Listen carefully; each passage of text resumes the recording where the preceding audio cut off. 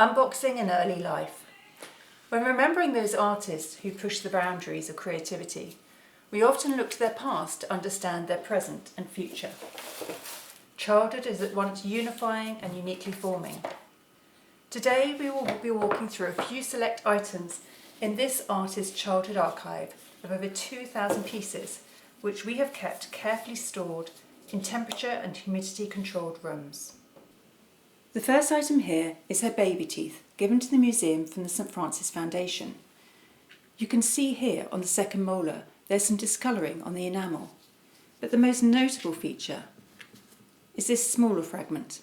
You can see it's ever so slightly chipped. This is due to falling off her bike as a youth at her most active and unruly phase. This sense of unabandoned exploration without fear of the consequences is echoed through her later work. As the artist got older, she yearned to understand the world and all its peculiarities, so she embarked on a netball expedition to Bognor Regis at the infantine age of 9. However, she wanted desperately to maintain communication between herself and her guardians, so her mother generously bestowed upon her this iPod. Throughout her career, she has talked about the necessity of this maternal bond as a source of comfort and guidance. Those with a trained eye may observe the slight scratching on the surface. An inside source informed the archive that this was because the iPod was kept at the side of the netball court due to her enthralment with the digital. Through observing her early written work, it's impossible not to note her fervent commitment to the physical. These early stories are my personal favourite item within the collection.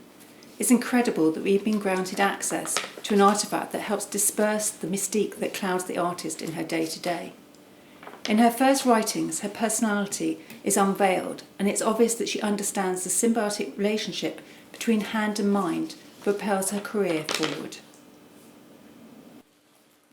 Now we reach what I believe is undeniably the most iconic piece in the collection. Propelled by an indescribable inner force that drove her towards greatness, she discovered on a sunny day in 2014 what was later to become a defining statement piece.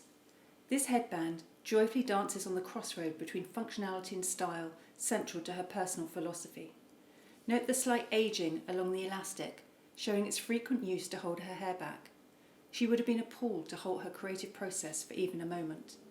She was even quoted at age 7 saying, "I yearn to be free of this physical vessel, so I can create as my most elevated self." When she finished secondary school, it was marked with a shirt signing ceremony, which was a tradition of early 21st century children. Note she must be very careful with the material and make sure not to crease the fabric as it will hold permanently. This garment here acts as one of the cornerstones of the collection as it conveys her burgeoning understanding of collaboration. This white cotton shirt embellished with the dedicated messages from friends, showing her innate ability to unite her peers. Note her name emblazoned across the back in silver, representing her confidence and obvious artistic prowess, although this was her most reactive and rebellious age in which she pulled away from her ever-supportive mother. This final piece shows how later in her career other artists took inspiration from her childhood. The print was created by enthusiast Molly Patton. It captures one of her fondest moments of the artist and her mother on a life-changing trip to France. We will find the prodigal child is turned towards her mother, a sense of confusion at their distance. This era reflects her becoming her own person and the whole world of creative wonder beginning to open. The strength of the bond between them screams through the image. This spectacular collection, on display from the 28th of May to the 7th of June, enlightens the viewer to the undeniable sacredness of the artist's early years in nurturing her artistic mastery. How was that, Daisy Doo? That was good, Mama. Do you want to do it again? Do you think we need to? Do you not want to get me on camera?